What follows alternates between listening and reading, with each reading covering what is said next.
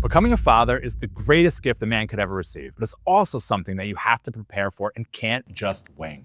The majority of soon-to-be dads, they run on excitement and adrenaline, but enter fatherhood totally unprepared. If soon-to-be dads don't take the time to prepare for fatherhood, they'll likely struggle as a dad and turn the greatest gift they ever received into a daily nightmare. Now, just like most dads who wing it, I winged having my first kid too. I can tell you, my first daughter, Daniela, born in August 2016. I remember I was so excited, came home holding this baby, and I was just like, what the am I gonna be doing with this kid right now? Had no clue. I was like, you know what? I'll figure it out myself. But unfortunately, all the things that happened, I freaked out mentally, had to like figure it out, right? All the obsessive 2 a.m. Google searches about what's wrong with my kid, all the little things, the cries, the sleepless nights. It was definitely somewhat chaotic, at least in my head. And I definitely winged it. But I can tell you, 2 years later, I had my second daughter. Your boy was a seasoned professional. Everything that happened, all the fevers, the ailments, the poopy diapers, whatever happened, I knew exactly what to do because I was prepared, right? I wasn't prepared for the first one. I just winged it. But I was certainly prepared for Gabriella. Now, the same thing as an example, reminds me when I went skiing. So the first time I went skiing, I'm a college athlete. I played football. And I was like, I got this. What's the big deal? 2 skis, it's not even hard as snowboarding. I'll just figure it out. Unfortunately, went right down the mountain, barely could stop, barreling into people, super dangerous, was not ideal. But then what happened? I was like, you know what? All these people are doing this ski lesson stuff. So I took lessons. It was literally a day or two. And the next time I went skiing, I was a seasoned professional. Went down the hill, did the parallel thing. And I was like, I can't believe the first time I literally was unprepared, going down the hill. It was probably super dangerous. Could have hurt myself, my knees, other people. But now I was a seasoned professional, able to kind of go through the intermediate slopes, let alone the easy ones. So just like you wouldn't barrel down a ski slope, right? You wouldn't barrel down a hill, not knowing how to ski, especially as large as I am. You don't want to wing fatherhood. All right, guys, so I'm going to tell you right now the 7 tips that I wish I would have received about 10 years ago when I became a dad for the first time. I wish Marty McFly would have Back to the Future came into my life and told me them. So we're going to go into the 7 tips right now that if I would have known them back then would have been a game changer. Now, the first one is that the hospital is boot camp, right? So if you think about the whole process, whether you do a C-section that's planned, in my case it was a planned C-section. So it's like, hey guys, you're going to come on this date and this time, and we're going to do a C-section. So, you go and do that and it's an actual surgery. So the time in the hospital is a little bit longer. Or, oh my God, my water broke. It's time, babe. It's time to go in and have the baby. Whatever it is, just understand as a guy that you're walking into boot camp. It's almost like, buds for the Navy SEALs, which is like the boot camp for the Navy SEALs and the toughest guys, obviously, that everyone talks about. But just understand that you're walking into straight up a boot camp. And what does that mean? You have to learn all the stuff, right? You have to learn how to swaddle. What is swaddle? It's like putting the baby into the blanket. I mean, I'm a big guy, big hands. It's difficult, right? You have this little baby, 6, 7, 8 pounds, this little thing, and you have to learn how to wrap them in a blanket, right? I didn't realize I had to perfect that. And frankly, I didn't even try. I just assumed the mom would learn, but I should have learned. And I wish someone would have told me that. You have to learn about some of the things that happen with the baby, specifically if they use the restroom. Initially, there's a lot of colors that come out and don't be alarmed. So these are things that you have to prepare for. The sleep deprivation stuff, like that starts right away. Once you have your baby, think about it. Are you going to stay in the hospital with your partner? I did. There was some horrific folding couch where I'm pretty sure I messed up my spine or slipped a disc. But the sleep deprivation, I'm not saying you slept well up until the birth, but it's going to start right then and there. So just understand when you go into this boot camp in the hospital, that sleep deprivation stuff, it starts right then and there. You also have to pack a bag, just like if you were going away, right? You have to make sure you're prepared. I was unprepared. I was like, oh, it's go time. Let's go get it. But it would have been nice if I would have had a bag.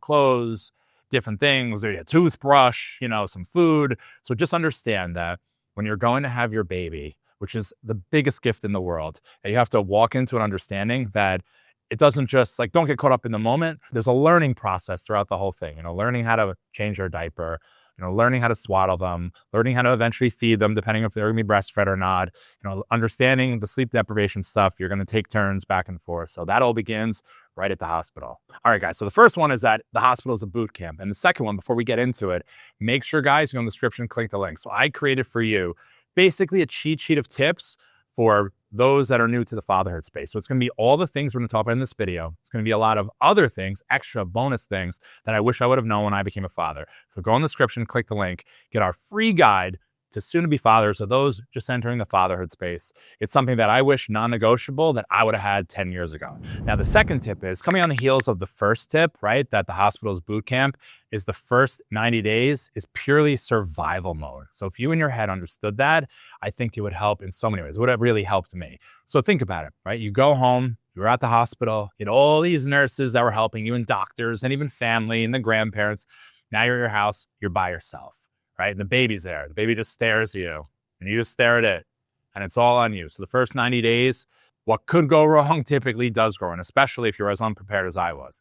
But you have to give grace and get grace with your partner. And I say that because understand, it's survival mode. You're just starting to get into sleep deprivation. Now, just understand, guys, a form of torture is sleep deprivation, right? If you don't sleep for a certain amount of time, you're actually considered legally insane. It's a form of torture. So you're going into this knowing you're going to have sleep deprivation, which is torturous, right? So when you're with a partner, maybe in the relationship, you do your best and you're very empathetic, but it's tough when you're not sleeping, you're stressed out, you have this amazing new baby that's relying on you. You may not be your best self in the relationship. So make sure you give grace to your partner and you get grace in return. That's something you definitely have to talk about going into it. It's a tip I wish I knew because it'll just help the relationship over time. But just understand the first 90 days are without a doubt survival mode. You're going to make mistakes. You're going to be doing things on the fly, which you're not really sure if you're doing the right thing, but you're just going to go for it. And, hopefully in your heart, it feels right, whatever it is, whether it's buying the right sleep apparatus for your kids, right? I remember there's mamaroos, swingaroos, rockin' plays, packin' plays, all the plays, bassinets, does baby sleep in the bed? There's so many strategies. And which one's effective? It's whatever works for your family. But in that first 90-day window, it's just do your best.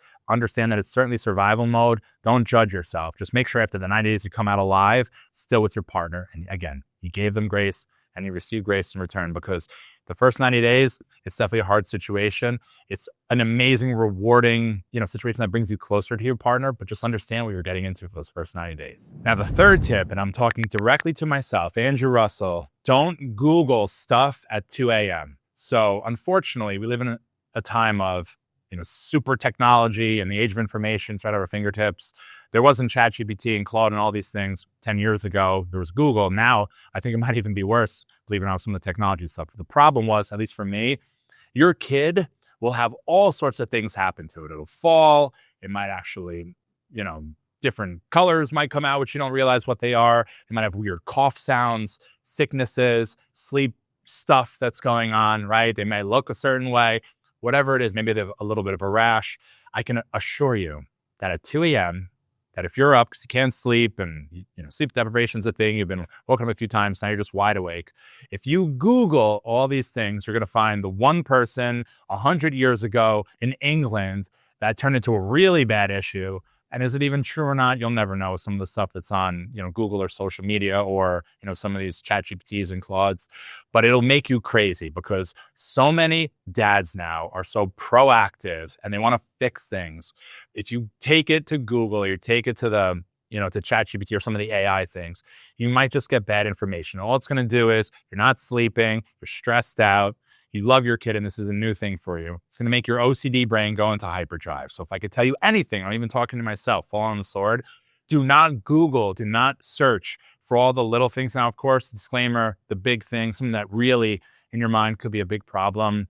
Maybe it's a super high fever or they're bleeding, or obviously, use your dad brain to understand what truly is an issue. But the smallest, littlest things, do not, I call it OCD. Don't OCD Google search them, because it's just going to drive you crazy and it won't give you any type of resolve. It's only going to make the situation worse. Trust me. Now, the fourth tip is actually a little bit later in life as they're growing up, which is so amazing as you enjoy the journey through each, year pocket in 0 to 2, 2 to 4, 4 to 6. Let them struggle before you help them. Again, let them struggle. This is the tip before you help them. As an example, especially as a girl dad, when the girl feels pain or struggle or whatever it is, and they're your little princess, my kids are definitely, I love them to death, coolest girls in the world, definitely my little princesses in so many ways.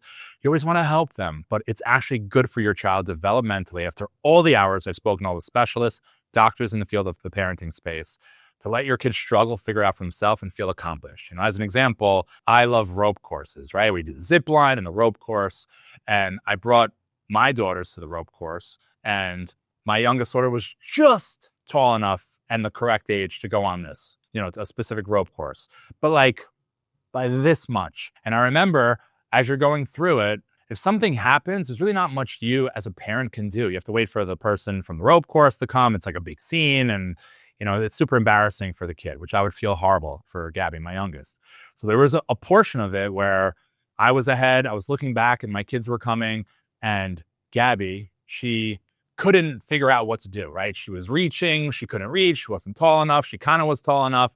And her first inclination was, Daddy, I need help. Help, Daddy. Like, come, help me. And I was like, no. I'm like, I want you to figure it out. I'm like, you got this. You got this. Now, there was a moment as a dad, a girl dad, and I love them very much, where I was like, I don't know if it's the right idea, letting your kids struggle to kind of figure it out. But I smiled. I didn't show her that I was feeling like, nervous or anxious. And I was like, Gabby, I promise, close your eyes, take a deep breath. Like, you can do this. And this did go back and forth for a couple minutes. She actually was crying a little bit, which is a super trigger for dads, typically, if you see your daughter cry. But she kind of just like, I saw her. She like flipped a switch in her head. She's like, all right, I'm going to give it a shot. And after another 30 seconds to a minute, which felt like forever, she reached it. She hooked in and she made it. And the coolest thing wasn't even that. The coolest thing was right before bed when we did our nighttime snuggles and we were chatting in her bed. I said, Gabby, like, I'm curious. I remember seeing you and you were so scared. And I just felt like a switch went off and he figured out. And she goes, I'll never forget. She goes, perseverance. First of all, I was like, at the time, was she like 6 or 5? I'm like, how do you even know what that means? It's a big word. She said in class, her teacher taught them about perseverance. And she's like, I knew that if I gave it a shot and I did perseverance, that I could probably do it. It's exactly what she told me. And it was one of the most proud moments of my life with her. And there's been so many great moments outside of that. But that moment would not have happened if I just would have done the dad thing. I would have ran back, picked her up or whatever. It was a moment that we will talk about forever. But without a doubt, it started increasing. It was a deposit into her confidence back. So just make sure, yes, if your kid is struggling mightily, you don't want them to suffer. But majority of the time, if you let them figure it out for themselves, it's just going to help them developmentally. I mean, it did with my daughter. Now, the 5th tip, this tip is probably the most important. This is something that I wish I would have known, that I struggled with. I understand why I struggled with it, but it's so important, is apologizing when you're wrong. Now, I could tell you, typically, us guys, we grow up and we're told you got to provide, financially, and you have to be supportive in the house physically and keep it safe and just be there physically from a presence perspective. Apologize, that's a sign of weakness, right? It's actually not. When you apologize to your kids, it shows you're being humble, you're admitting when you're wrong, and it's good for them developmentally. It's been proven. So this is something that I struggled with because I had the wrong headspace around it, but I actually started apologizing to them when I was wrong. And guess what? I'm human. Dads make mistakes. I've made mistakes. And when I started apologizing, our relationship improved. Now, take, for instance, me and my older daughter. To keep it quick, she called me out hardcore recently for being on my technology a lot. I thought I was doing a great job being present. I was there physically, but I wasn't there mentally. I wasn't being attentive. I wasn't leaning into what she was doing or doing a great job from a presence perspective outside of just being there. She called me out on it after embarrassing me, actually, believe it or not, a couple times. And me being defensive, I finally realized what she said is true. She cried and I was lucky and blessed that she felt comfortable with me enough. Our communication was so good to tell me like, hey, listen, when you're on your technology, it makes me feel like I'm just not that important to you.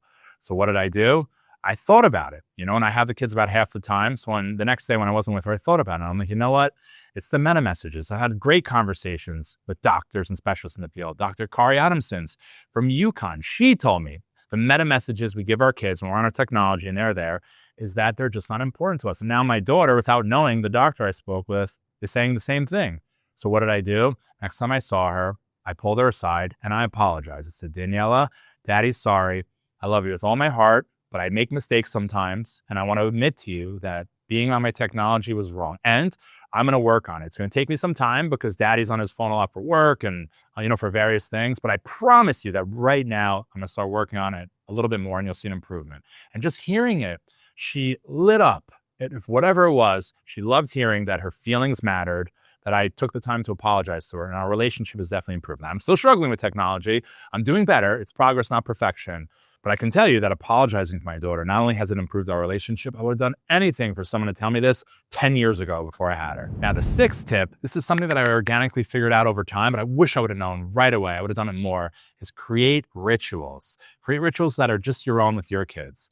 So what are rituals? It's just quality time, to me, like memories, right? Deposits into the quality time bucket with these cool little inside jokes and, maybe like a little dance, or maybe a word, or maybe a nickname, or just whatever your ritual is. Maybe at dinner, you play a certain game, whatever it is. These are the things that you're going to leave behind in your legacy with your kids. Just remember, there's 5 pillars of being a great dad: presence, patience, strength, leadership, and legacy. We talk about this all the time in DadderUp. But legacy, that's the stuff you leave behind. It's all the good stuff, right? All the memories. So tell me about your father. And they go, ma, ma, ma, ma, ma, right? This is the stuff that's built through rituals. So I started doing rituals because I solo dad half the time. And when I'm with them, I mean, listen, they're awesome and they're fun. But outside of watching some TV and some movies, maybe some YouTube shorts, unfortunately, right? Some Roblox, right? 99 nights, then whatever we're doing, there's so much time to have really like quality time moments and build legacy with rituals. So we have all sorts of rituals. We started at dinner, no technology, and we just kind of engage with each other. And we play a game called Look to Your Left. For all I know, when they're 16 and 14, we're still playing these games. Look to your left and guess if that person could go anywhere this weekend on a trip, where would they go? Or look to your right and guess that person's favorite holiday. Or again, look to your left and guess that person's favorite color. And it's funny, my older daughter's just like me, it's light blue. My younger daughter, depending on the direction of the wind, it changes. And there's like multiple colors. It's really funny. But the point is, these are the rituals that are still sticking as of today. Now, I didn't start them fast enough. I wish someone would have told me 10 years ago, while I was waiting to have my first kid, that rituals are super important and it's something that builds on itself. But I could tell you that if you really focus on building rituals with your kid, or your children, it's going to enrich the relationship that you have with them. And the 7th tip, the final tip, and I learned this on the fly. I wish someone would have told me this earlier. The older that they get, the more they need you, not the less, right? As they get older, they actually need you more, because they need you more in different ways, but they do need you more. So to me, a girl dad, I think of little girls, it's like, all right, how am I going to dress them? How am I going to do their hair, right? Because these are things that guys should be doing as well as women. There's nowhere it doesn't say that a guy can't do a girl's hair or dress little girls. But, I struggled with it mightily, figured it out. And I was like, oh, as they're getting older, they're more self-sufficient, right? They can, shower, do the tub, or whatever they're doing by themselves. They can dress themselves by themselves. They could put their dishes away, right? Instead of me kind of catering to them as much, you teach them how to do that stuff from a leadership perspective. But it turns out, especially my older daughter, she's turning 10. She needs me more. And she doesn't, I thought like, hey, you need me less, because it's all those things that we just discussed. No, she needs more. Now there's more communication, right? There's all the things that happen through a child as they get older, right? They experience potentially puberty. They experience boyfriends or girlfriends. They experience bullying at school, right? They experience, maybe if they're great at something, not making a team, or not getting an A, getting their first B, C, D, God forbid an F, right? And as those things come up, you have to be there for them. You have to be there for them to communicate through with them. So they do need you more. And it's so funny with kids, you'll say, hey, how was your day? Oh, it was great. The one-word answers are the death to growing a relationship with your kids. And to me, it's a trigger. When I say, hey, Daniela, or hey, Gabby, how's your day? Good. I know that I have to dig deeper. So that's like a big part of this tip is, when you're building that relationship with your kids and they're getting older, understand that they need you more now than they did in the past. And it's in a different way. The communication, being there almost as like a hero or a mentor or just a sounding board for life, right? Because it's so healthy. This is why therapy is so popular. It's so healthy to speak, just to get it out. Sometimes you just hear yourself and you have self-actualizations by just getting it out there. Same thing with kids. They're maturing, their brain is growing. There's so many things that they're learning. It's like a brave new world, but they need someone to talk to. They need someone to speak about it with. So just understand that as certain things go away and you're like, oh, this is getting easier. It's not that it's getting easier, but your kids need you even more. The communication, being there as a mentor or a leader or just a role model for them is so important.